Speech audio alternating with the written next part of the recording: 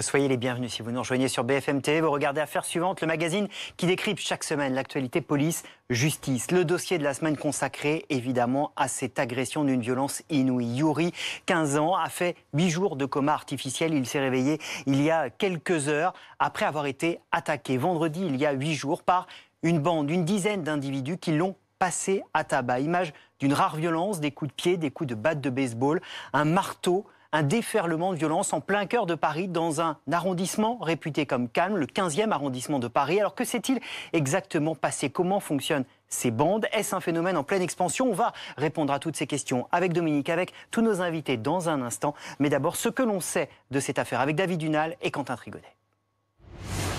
Il y a 9 jours, Yuri, 15 ans, est pris à partie par une dizaine de jeunes cagoulés sur une place du 15e arrondissement de la capitale. Pendant de longues secondes, l'adolescent est tendu par terre et roué de coups. Certains de ces agresseurs semblent équipés d'armes contondantes. Emmené dans un état critique à l'hôpital Necker, Yuri a été plongé dans le coma pendant 8 jours. Il souffre aujourd'hui de multiples blessures.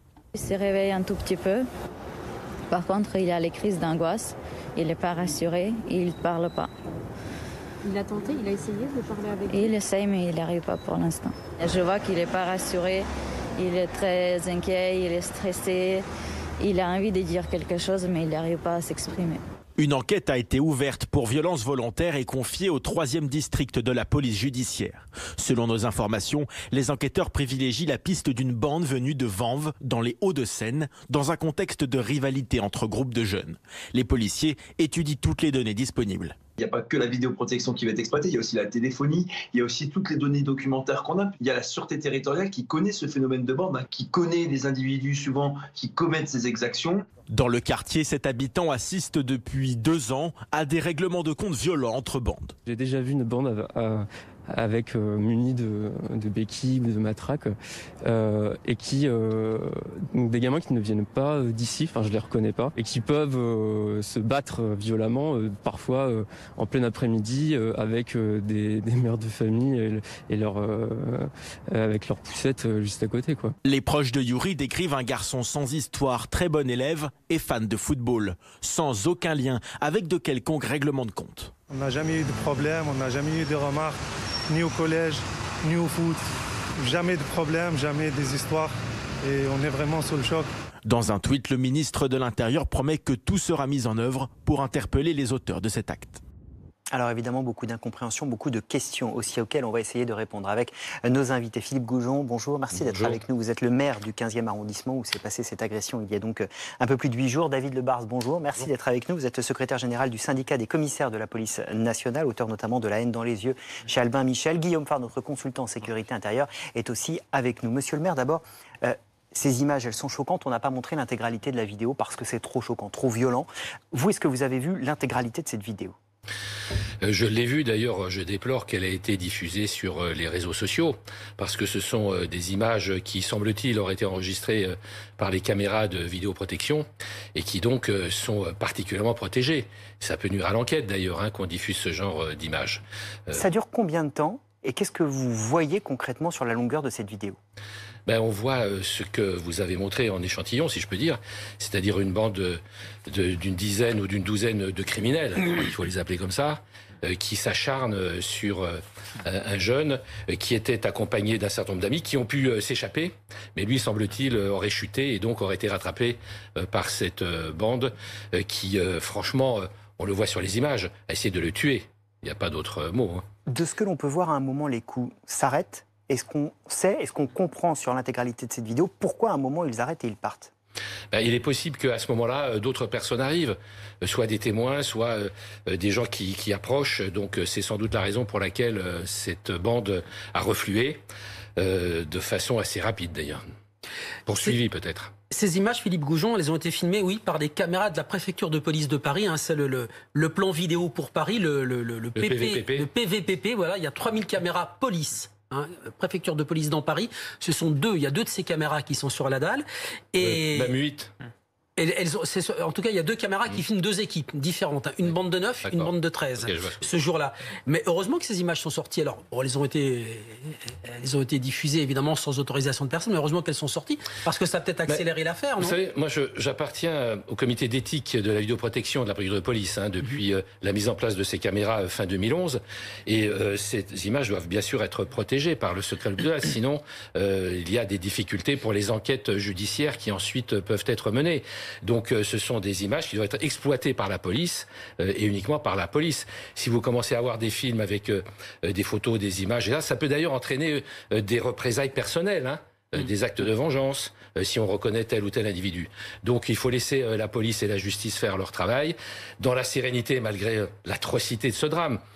Et moi j'ai beaucoup d'admiration pour Natalia, la mère de Yuri, qui force de courage et la dignité, étant donné que son fils est entre la vie et la mort. D'ailleurs, elle a beaucoup mobilisé aussi pour qu'on puisse essayer de retrouver les auteurs. Moi-même, j'appelle les jeunes qui accompagnaient Yuri à témoigner. Ils seront, je pense, conviés par la police la semaine prochaine. On dit qu'ils veulent pas témoigner. On dit qu'ils veulent pas témoigner par peur de représailles. Certains sont déjà connus. Certains ont été contactés et ils ont refusé de témoigner. Vous confirmez ça ? Effectivement, certains ont des difficultés à dire ce qui s'est passé, la peur de représailles, le traumatisme de cette affaire gravissime, sans précédent dans le 15e. Vous l'avez dit dans votre annonce, c'est un quartier réputé tranquille, le 15e. Et donc c'est sans précédent, cet acte de violence c'est sans précédent, d'une barbarie inouïe. Mais malheureusement, on se rend compte depuis quelque temps que peut-être des problèmes entre jeunes. Je ne dis pas que c'est un affrontement entre bandes, on ne sait pas ce qui s'est passé encore. Mais on voit bien que des affrontements entre jeunes qui autrefois se réglaient à coups de poing ou avec des injures, des insultes, aujourd'hui se règlent à coups de batte de baseball, de béquilles, de coups de marteau sur la tête. On va revenir dans un instant sur ce phénomène des bandes. Évidemment, ça interroge beaucoup. David Lebars, d'abord sur cette affaire précisément, qu'est-ce qu'on peut dire à ce stade de l'enquête ? C'est là où moi je suis obligé de vous dire qu'on peut rien dire, parce que je vais rejoindre monsieur le maire. Il y a le secret de l'enquête, et le secret de l'enquête, c'est important. En revanche, maintenant que les images sont sur les réseaux sociaux, moi, je comprends ce que vous dites. Effectivement, légalement, elles ne doivent pas sortir. Il y aura une enquête là-dessus. Mais finalement, qu'est-ce qu'on voit ? C'est que cette image qui sort, ça va faire venir des témoins qui, malgré eux, ne seraient pas venus. On est dans le pénal pour ceux qui ne veulent pas témoigner.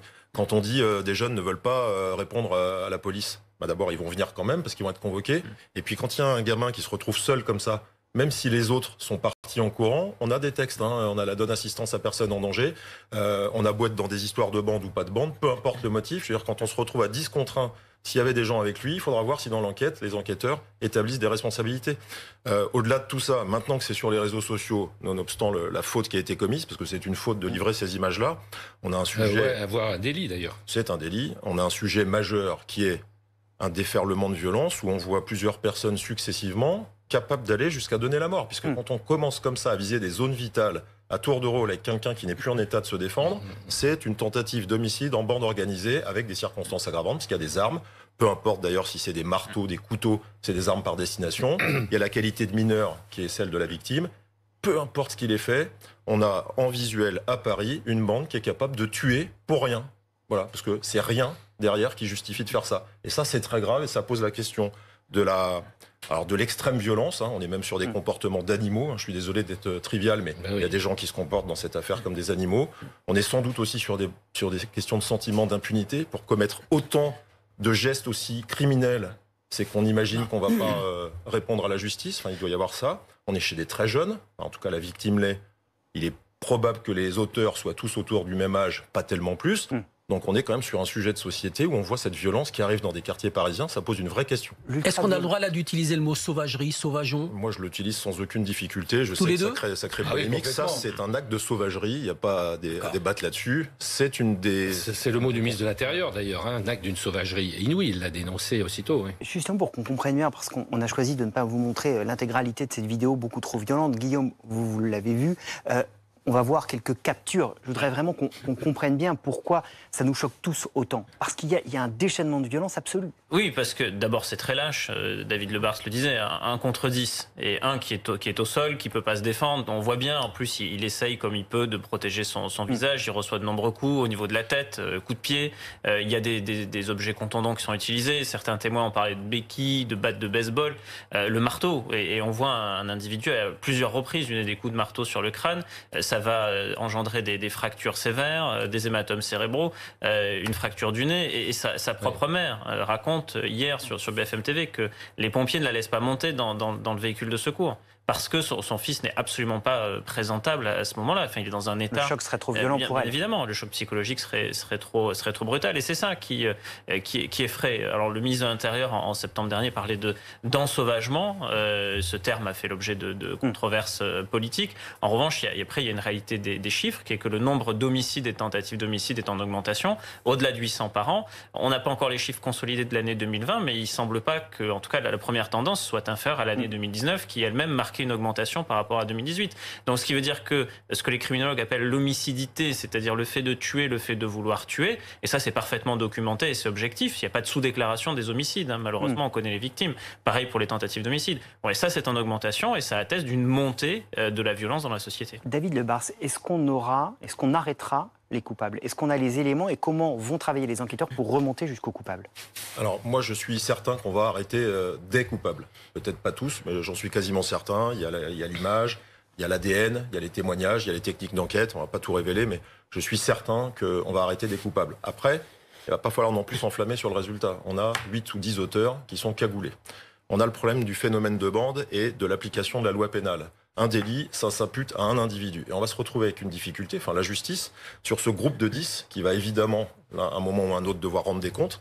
Il va y avoir ceux qui vont dire qu'ils n'y étaient pas, ceux qui vont dire que c'est pas lui qui a porté le coup de marteau. Et si vous voulez, il va falloir attribuer chaque geste, chaque fait à chaque individu. Et c'est là la difficulté. C'est toujours le problème du collectif. C'est comme dans les manifestations, quand vous avez une nébuleuse qui agit collectivement, ensuite il faut pouvoir imputer des actes à des personnes. Et ça, c'est le plus difficile, ça va être d'imputer des actes précis. Et là, c'est impossible. Moi, si je suis l'avocat d'un de ces agresseurs, je vais dire, mais prouvez-moi que mon client, qui a un sweatshirt avec une capuche, comme les 10 autres, prouvez-moi que mon client a porté un coup à ce jeune homme qui était au sol. Comment vous allez le prouver? C'est la difficulté que je souligne. Et c'est pour ça qu'il faut qu'on trouve dans la loi pénale, et le droit doit être respecté, qu'on sache à la fois distinguer les actes individuels, mais également ce phénomène de meute. Ce phénomène de bande qui agit, il y a des textes pour ça, il faut que ça soit qualifié. La bande organisée, c'est pas un hasard si j'ai cité ce terme-là. Il y a un moment, quand on est auteur d'un délit, d'un délit collectif, il faut qu'il y ait une responsabilité collective, nonobstant le fait qu'après, on ne peut pas imputer un acte qui pourrait être mortel ou volontairement mortel à un groupe si tout le monde ne l'a pas commis. Mais ça va être toute la difficulté de l'enquête. Ce phénomène de meute, ça nous interroge évidemment, ça pose beaucoup de questions. Vous restez avec nous, on va continuer à en parler, à décrypter ce qui s'est passé, à essayer de comprendre comment fonctionnent ces bandes d'individus ultra-violentes. On se retrouve dans un instant.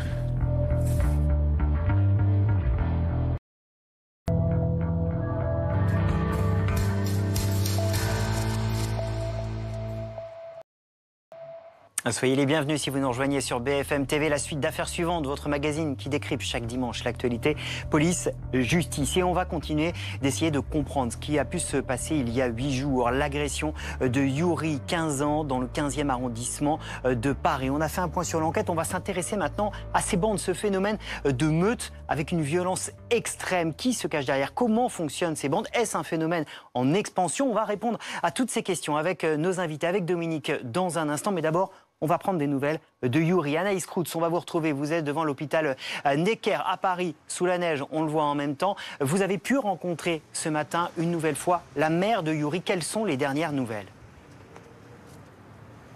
Eh bien, ce qu'on sait, c'est que son état de santé reste très fragile. Hier, les nouvelles étaient plutôt rassurantes. Il a ouvert les yeux après avoir passé plus d'une semaine dans un coma artificiel. Il a pu légèrement bouger les bras et les jambes. Mais aujourd'hui, Youri ne va pas bien. Ce sont les mots de sa maman dans un bref message posté sur les réseaux sociaux. Elle nous expliquait ce matin que son fils tentait de parler, tentait de communiquer, mais que pour le moment, il n'y arrivait pas. Depuis son réveil, il est apeuré. Il fait des crises d'angoisse. C'est pourquoi il faut être constamment auprès de lui pour le rassurer. Écoutez Natalia, sa maman, que nous avons rencontrée ce matin avec Quentin Trigaudet.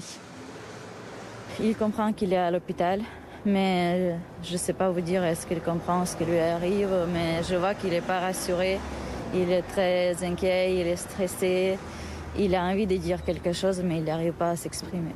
Les médecins, ils disent que c'est très tôt pour parler de quelque chose. Pour l'instant, les pronostics ils sont plutôt encourageants, mais parler de séquelles, on ne peut pas pour le moment.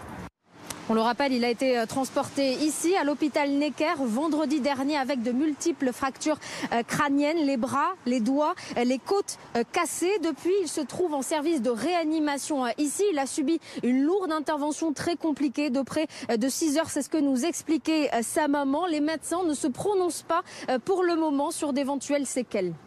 Anaïs Kroutz avec Quentin Trigodet devant l'hôpital Necker à Paris. Et en plateau avec nous, toujours Philippe Goujon, le maire du 15e arrondissement de Paris, David Lebars, secrétaire général du syndicat des commissaires de la police nationale. Et nous a rejoint Pascal Neveu. Bonjour, bienvenue. Vous êtes psychanalyste, directeur de l'Institut français de la psychanalyse. Vous allez nous accompagner tout au long de cette deuxième partie d'émission. Philippe Goujon, il y a cette affaire Youri il y a 8 jours, des histoires de bandes dans le 15e. On en avait déjà eu. Il y avait une bande du côté de Ballard, il y avait une bande dans d'autres quartiers du 15e ces dernières années, 2019, 2006. Est-ce que c'est un phénomène qui existe depuis longtemps et qui s'amplifie? Comment vous l'analysez? C'est un phénomène effectivement qui s'amplifie et qui donne lieu à des violences de plus en plus insupportables. Jamais à ce point, bien sûr. Mais néanmoins, il y a des affrontements entre bandes depuis quelques années dans l'arrondissement qui n'en connaissaient pas jusque-là. C'est la raison pour laquelle, il y a 4 ou 5 ans, j'ai demandé au préfet de police et au procureur de la République d'intégrer le 15e dans le groupement local de traitement de la délinquance des bandes.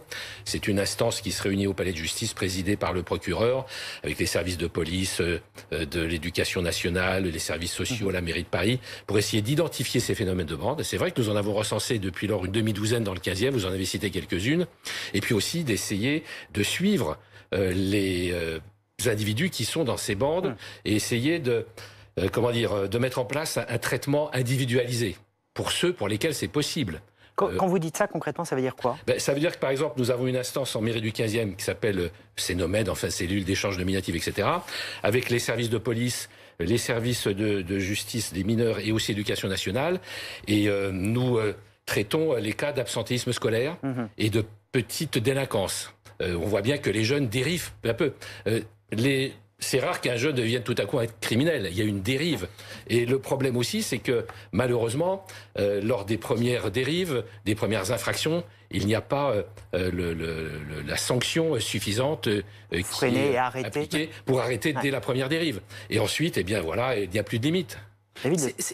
Pardon ? C'est quoi l'occupation d'une bande? Vous avez dit, voilà, on vérifie l'absentéisme scolaire. Bon, je suppose que la plupart vont pas à l'école ou pas beaucoup. Mais c'est quoi l'occupation chaque jour d'une bande? Ils font quoi et pourquoi ils se bagarrent tous? C'est mon territoire, c'est mon coin, c'est quoi? C'est souvent une logique de territoire, effectivement, dans un certain nombre de quartiers sensibles de la politique de la ville, notamment, et qui se livrent à des trafics. C'est la plupart du temps sur fond de trafic de stupéfiants, plus particulièrement le cannabis, et ce sont de toutes petites bandes, des regroupements de jeunes qui ne commettent pas particulièrement d'agression, mais qui se livrent à tout un tas de petits trafics pour essayer d'avoir une vie facile, sans contrainte, et qui sont souvent confrontés aux services de police. Et je constate aujourd'hui que les services de police ont de plus en plus de difficultés, évidemment, à traiter ces sujets, et que la justice des mineurs, malheureusement, la législation n'est pas suffisamment répressive, et la justice des mineurs ne fera pas assez fort. David Lebars, la police, justement, est-ce que vous constatez sur le terrain une augmentation de ces phénomènes à Paris, mais dans les villes en général?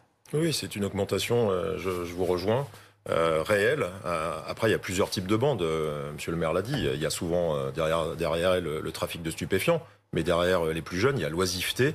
Et puis, il y a des sentiments qui sont parfois de l'ordre de « t'as mal regardé ma copine » ou « t'as parlé à ma sœur ». Parfois, le motif est tellement futile que vous y croiriez pas si je vous racontais certaines histoires. Mais en tout état de cause, il y a plusieurs types de bandes. Il y en a plusieurs à Paris. Il y en a également dans les quartiers difficiles.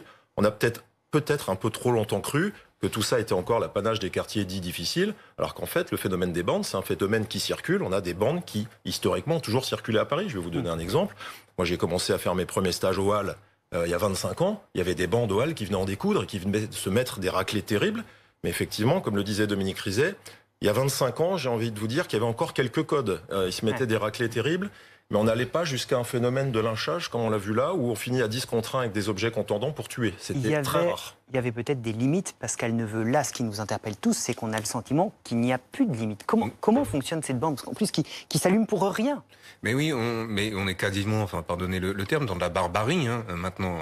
Et ce sont des jeunes, et vous l'avez souligné, monsieur le maire également, ils sont déscolarisés, ils vont plus à l'école. Les parents ne se rendent pas compte de ce qui se passe, ils mentent. Et quand ils se rendent compte, lorsqu'ils apprennent que ces enfants, on va les appeler comme ça, ces adolescents sont dans des bandes, il est déjà beaucoup trop tard. Ils sont déjà quasiment un peu radicalisés. Ils sont en plein phénomène également d'adolescence. Ils veulent se faire respecter. Ils veulent se faire reconnaître et à un moment donné, ça peut partir en vrille à toute vitesse, c'est-à-dire c'est celui qui va massacrer le plus avec un coup de marteau, etc., qui va être le leader en quelque sorte ou qui veut se faire reconnaître comme un chef. On le voit dans les films. Imaginez également, ils baignent dans des milieux, je vais pas attaquer les rappeurs, mais voyez les rappeurs qui ont fini en prison, qui se battent dans un aéroport parisien et également qui appellent à la violence. Et également, ce sont pas des bons repères dans tous les sens du terme parce que le père est très souvent absent également ou pas suffisamment présent pour accomplir une pédagogie. Donc il y a une problématique familiale également, éducative. Et vous savez, dans le développement d'un enfant, très tôt, on apprend, quoi qu'il en soit, on sait ce qu'est la violence. Mais au bout de quelques années, on a ce qu'on appelle le surmoi, c'est les hautes instances morales, les instances judiciaires, qu'on assimile également, qui font qu'on n'en arrive pas à ce genre de comportement. Pascal Deveux, vous êtes psychiatre. La maman de Yuri a dit tout à l'heure, Anne Scroutz nous l'a rapporté, voilà, il n'arrive pas à parler, il a peur. Quand vous allez recevoir un garçon comme ça, qui vient vous voir, qui a été tabassé, tout le monde le sait, qu'est-ce que vous allez lui dire pour le rassurer sur sa vie future? Alors, ça va être très compliqué. On a des nouvelles techniques maintenant, notamment en hypnothérapie, concernant ce qu'on appelle les chocs post-traumatiques. Il a approché la mort, il a été dans le coma. Donc sa vie ne sera plus du tout la même maintenant. Il va penser sa vie, à la limite de manière un peu philosophique au début, mais il va devenir, je vais pas dire paranoïaque, mais il se retournera sans cesse lorsqu'il y aura un bruit, il risque de sursauter. Donc il faut utiliser les nouvelles techniques à notre disposition, qui sont très importantes, enfin très intéressantes, et qui fonctionnent très très bien en termes de victimologie et de traumatisme. David Lebars. Oui, je voudrais rejoindre ce qui a été dit sur une illustration du terrain. La reconnaissance par la violence.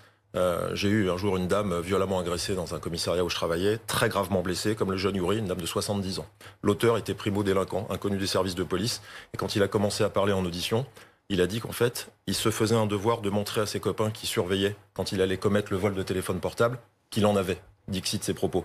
Et en fait, pour montrer qu'il en avait, l'objet, c'était plus le téléphone, c'était de montrer qu'il en avait avec sa victime, il en avait rien à faire. Et on s'est retrouvé avec un gamin de 16 ans qui a mis 70 jours d'ITT à une femme qui avait subi des multiples opérations pour un vol de téléphone portable. Et c'était sa façon d'adhérer à la bande qui le regardait par rapport à ce qu'il était capable de faire. On en est là. Et je me permets juste, pour vous relancer, ce qui nous interpelle, les gens ne connaissent peut-être pas le 15e arrondissement, votre arrondissement, c'est un quartier familial, c'est un quartier a priori calme et paisible, sauf qu'on voit bien que là, il y a aussi des jeunes qui n'ont plus de repères et qui se retrouvent abandonnés à eux-mêmes, même dans votre arrondissement, j'ai envie de dire. Bien sûr, malgré tous les moyens qui sont mis en œuvre, des politiques de la ville, des politiques éducatives, sociales, etc. Mais encore une fois, je pense qu'il y a vraiment une nouvelle question qui se pose, qui est celle du respect de l'autorité, de façon générale. Depuis quelque temps, on le voit bien, il n'y a plus de respect, par exemple, pour les interventions de police. Ce qu'on appelle la peur du gendarme. Il y a encore quelques temps, l'intervention d'une équipe de police faisait cesser un désordre public. Aujourd'hui, c'est l'inverse. On essaie même de faire tomber dans des pièges les policiers en les attirant, en mettant des feux de poubelle un peu partout et puis en essayant ensuite de les attirer et de leur taper dessus. Il y a maintenant un déni de l'autorité qui fait que le problème de la violence, celui du non-respect de l'autorité, nous amène à des situations de cette brutalité. Là, on voit bien qu'il n'y a plus de limite. C'est sans précédent, effectivement, on n'a jamais connu ça dans le 15e, qui est plutôt réputé pour sa tranquillité. Mais c'est peut-être... il y a eu des bagarres, c'est pas la première fois qu'il y a des bagarres.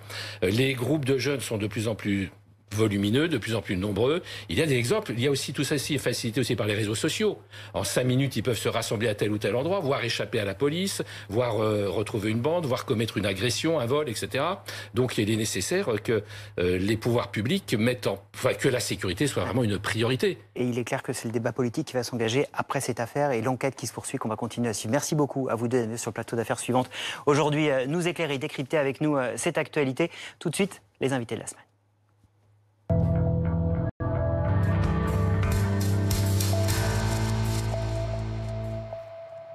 Et on va finalement continuer à s'interroger sur cette violence. Comment et pourquoi bascule-t-on dans l'horreur quand on a seulement 17 ans. C'est ce qu'essaieront de comprendre justement les jurés de la cour d'assises de la Marne à partir de mardi. La cour va juger les 2 principaux accusés du meurtre barbare de Kevin Chavat. Ce lycéen de 17 ans tué de 34 coups de couteau dans le parc du Bois des Sœurs de Mourmelon.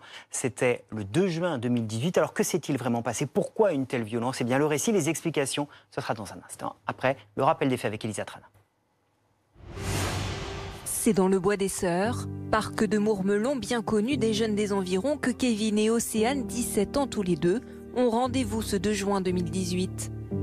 En réalité, il s'agit d'un guet-apens. La lycéenne a demandé à Adrien, un autre camarade, de venir. Armé d'un couteau militaire, il se jette sur Kevin. Il y a eu plus de 34 coups de couteau. Le médecin légiste indique que 33 coups sont mortels. On ne lui a laissé aucune chance. Seul témoin direct, Océane lance les enquêteurs sur la piste d'un faux agresseur. Elle leur fournit même un portrait robot. Ce n'est que 2 jours plus tard qu'Adrien, l'auteur des coups, se rend. L'arme du crime et des vêtements ensanglantés sont retrouvés chez lui. Il indiquait aux enquêteurs avoir prémédité, préparé et organisé le meurtre de K avec la complicité active de la jeune fille O. Je ne peux que m'interroger pour savoir si j'ai, entre de très gros guillemets, de nouveaux amants diaboliques ou si j'ai une logique de bras armés avec une tête criminelle. Selon plusieurs témoins, Adrien était très amoureux de la jeune femme.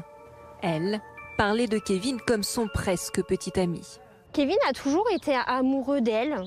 Elle en a toujours joué en disant que elle pouvait pas se mettre en couple. Et il commençait à avoir un petit peu clair dans son jeu, à se dire que il pouvait pas rester accroché à une fille qui peut-être ne serait jamais avec lui. Donc il était passé à autre chose. Il avait une autre copine. Quelle était la véritable nature des liens entre Kevin et Océane?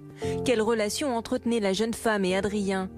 Les 2 accusés n'avaient pas de casier judiciaire. Voilà, tiens-moi au courant. Les explications, donc, le sujet de Anne-Solène Tavernier en plateau pour essayer d'aller plus loin, de comprendre ce qui s'est passé dans cette histoire totalement folle. Pascal Neveu est resté avec nous, toujours psychanalyste, directeur de l'Institut français de psychanalyse active, et nous a rejoint Plana Radenovic. Bonjour, merci d'être avec nous. Vous êtes journaliste spécialiste des faits divers, justice au journal du dimanche. Cette histoire, elle semble folle. On vient de parler d'Yuri et finalement, il y a un enchaînement assez naturel parce qu'on est face à 2 adolescents qui basculent là aussi dans un pacte d'une barbarie totale.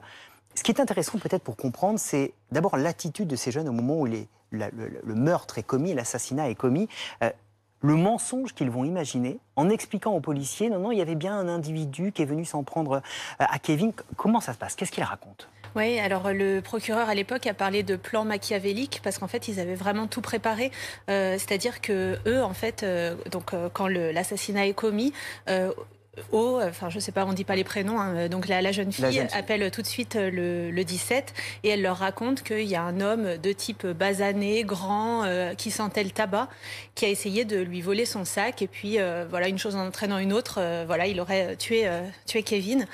Et ensuite, elle va même jusqu'à élaborer un portrait robot avec les enquêteurs.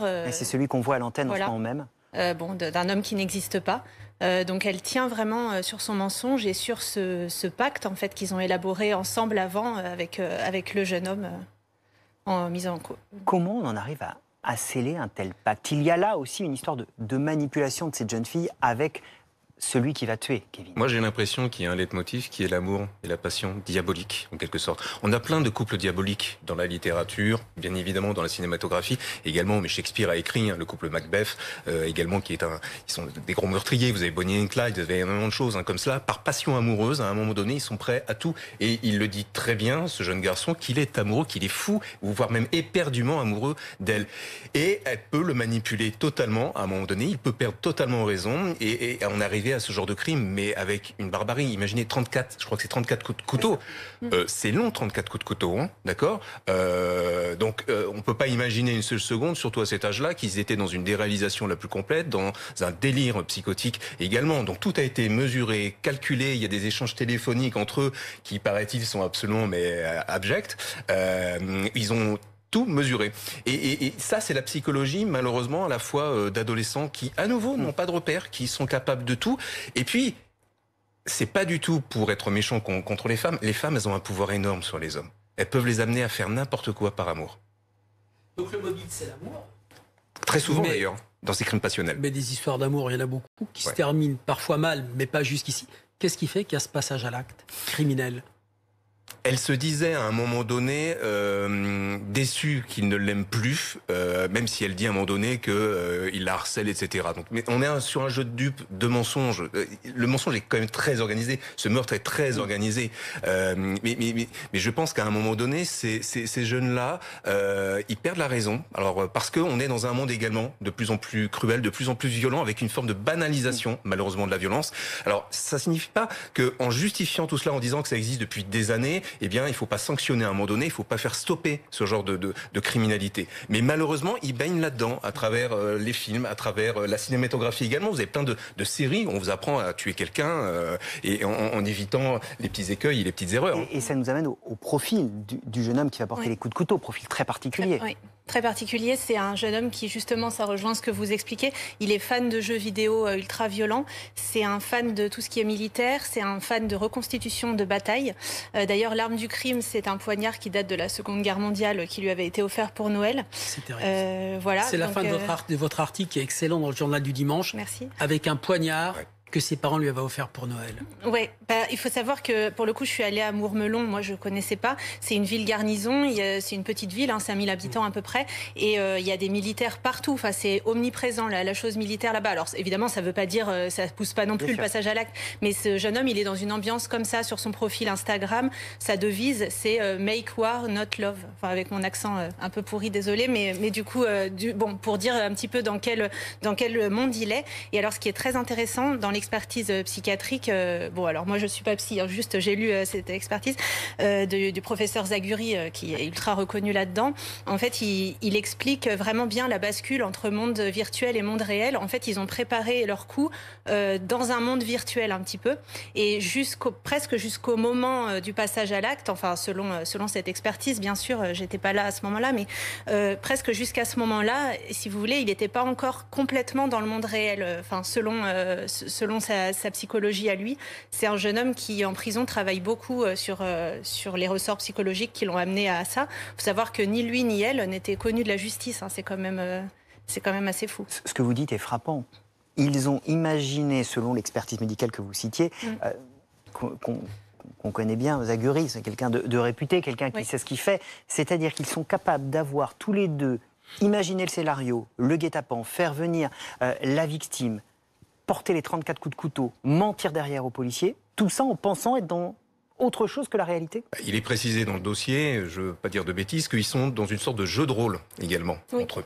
Et donc ils basculent à un moment donné dans un univers qui nous échappe totalement. Alors l'expertise psychiatrique, Zaguri est un ponte dans le domaine, va permettre de déterminer quel est leur profil psychologique, s'ils sont un peu état limite ou névrosés comme nous et on passe pas à l'acte de telle manière. Mais effectivement, il y a une influence de plus en plus présente concernant les jeux vidéo.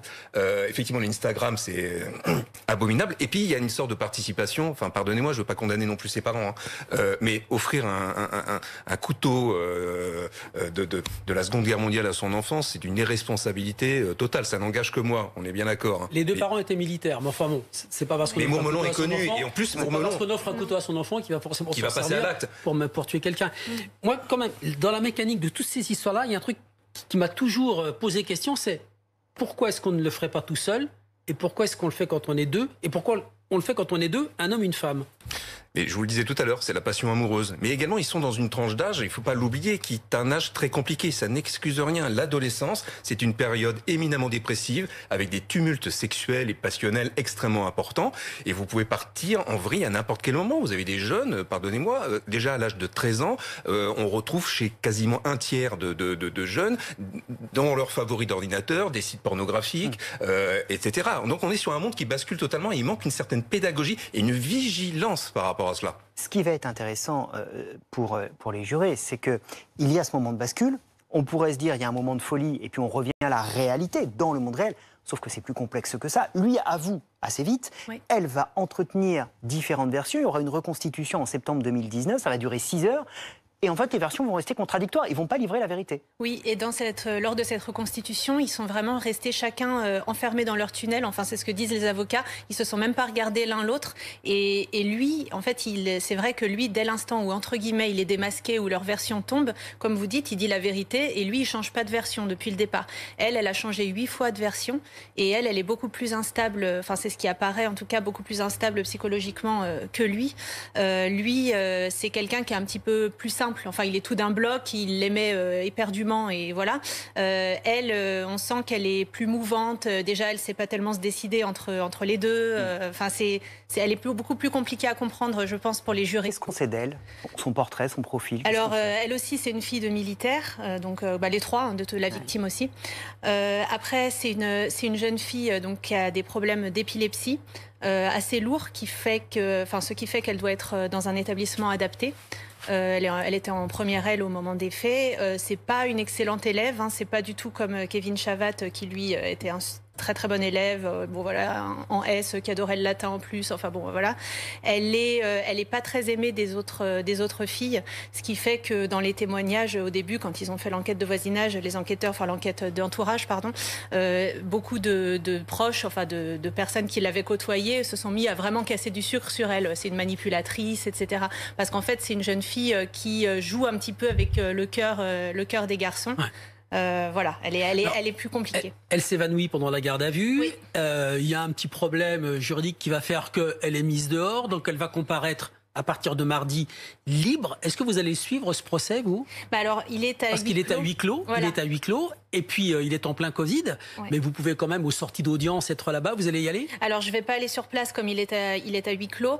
Mais évidemment, je vais le suivre via les avocats. Moi, ça me passionne vraiment de comprendre la mécanique du crime. Et c'est bien qu'on soit ensemble sur ce plateau parce que l'enjeu psy est vraiment au cœur de ce procès-là. Comment des jeunes comme ça ont pu en arriver là sans passé judiciaire. Voilà, c'est passionnant. Ouais. Et on suivra évidemment l'ouverture de ce procès sur BFM TV à partir de mardi. Merci beaucoup à vous deux sur notre plateau de nous éclairer, nous aider à comprendre les enjeux de ce procès qui démarre donc mardi devant la cour d'assises de la Marne. Dominique, on se donne rendez-vous dimanche prochain. Bon dimanche sur BFM TV, à la semaine prochaine.